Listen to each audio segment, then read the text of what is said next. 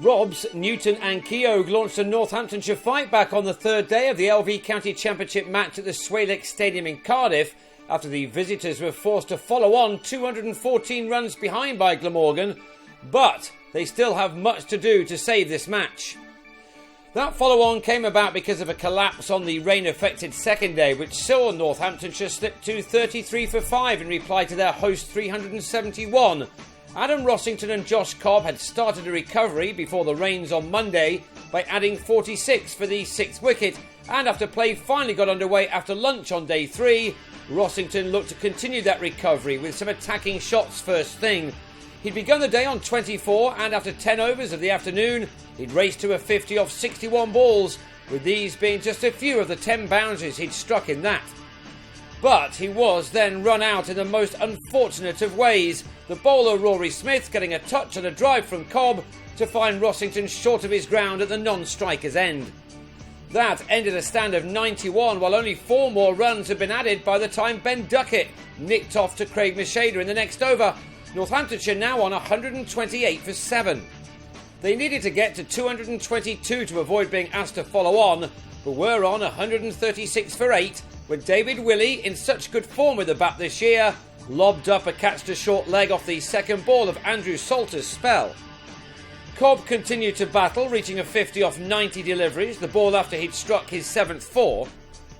But he was then legged before to a delivery from Salter which stayed low, Cobb on his way for 54 at 157 for 9. And just a couple of balls later, Northants were all out on the same score as Maurice Chambers, surrounded by close catchers, was bowled by Salter, who had figures of 3 for 5 from 4 overs, the best of his career. So the visitors were back in, trailing by 214 runs, and they lost Stephen Peters to the very first ball of their second innings when he edged a sharp delivery from Graham Wagg behind.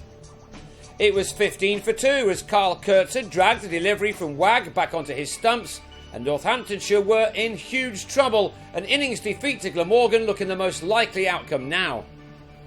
There was still a long evening session to come, and if Glamorgan could cause yet more damage with the new ball, that a 3-day finish was even a possibility, in spite of so much time being lost to the weather on day 2. Newton and Keogh had other ideas. They began their partnership carefully, but as they got their eyes in, batting became a lot easier, and they were able to start to enjoy themselves at the crease. The boundaries began to come too, and a partnership of note was soon in development by these two talented batsmen. Keogh in particular has been in exceptional form this summer, and he attacked whenever he could, pushing the score along quickly once in. If Northamptonshire had been able to bat like this first time around, and had not lost 5 wickets for 5 runs at the start of their innings, then they would not have been in this mess. Newton made a 50 off 92 balls, and he celebrated by taking 3 more boundaries off successive deliveries from Smith in the next over, as he and Keogh added 107 runs for the 3rd wicket. But then Keogh made a mistake, taking on a single to mid-on that was just too risky and being run out by Hogan's direct hit. Keogh would have left a very disappointed man, especially when Cobb soon followed out for the second time in the day as he scooped a shot of Colin Ingram in his first spell in county cricket to Macheda after adding just a single to his earlier half-century.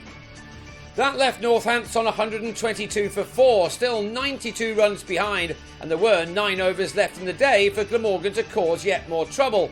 But in spite of the increasing pressure, Rossington ended the day just as he'd started it, with a host of boundaries off the meat of his bat.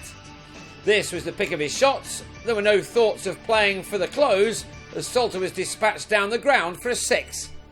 Rossington ended the day on 25, with Newton needing just 11 more runs for the 7th 100 of his first-class career.